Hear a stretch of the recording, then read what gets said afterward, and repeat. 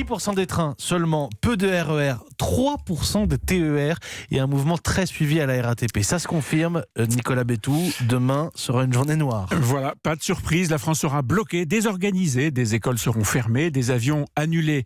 Les syndicats s'y sont tellement préparés, ils la tiennent sûrement leur démonstration de force. On pourra vérifier que les traditionnels verrous sociaux fonctionnent toujours bien, que les syndicats restent forts dans certains secteurs de l'économie, dans leur bastion.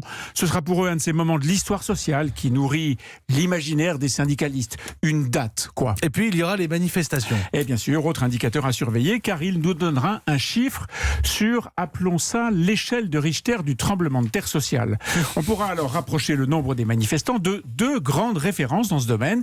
Les manifs contre la réforme Fillon-Sarkozy en 2010, il y avait eu jusqu'à 1 200 000 manifestants. Et puis les manifs contre la loi El Khomri, plus récemment, début 2016. Avec ça, on pourra commencer à prévoir la suite. En somme, on verra si le mouvement est déjà puissant ou pas et s'il peut s'installer. En effet, mais pour bien mesurer le phénomène, il faudra aussi aller au-delà de ces chiffres, au-delà des statistiques. Il faudra observer deux choses. La première, c'est qui est dans la rue? Est-ce que ce seront les permanents syndicaux, les pros de la contestation sociale, les agents du public, les bénéficiaires des régimes spéciaux, les profs?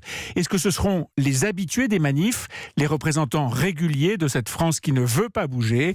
On verra les cortèges, on comptera, bien sûr, mais avant tout, il faudra observer qui est là et regarder qui n'est pas là. Pourquoi? Qu'est-ce qu'on pourrait, selon vous, en conclure? Eh bien, vous vous souvenez bien sûr des Gilets jaunes. Ceux qui sont descendus dans la rue à cette époque n'avaient, pour beaucoup d'entre eux, jamais manifesté.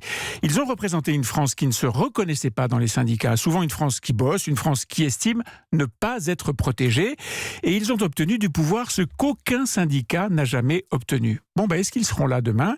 Est-ce qu'ils défieront sur un mot d'ordre syndical, derrière des pancartes syndicales? Ce sera un point essentiel pour savoir si les grévistes sont ou non vraiment représentatifs des Français. Et le deuxième point?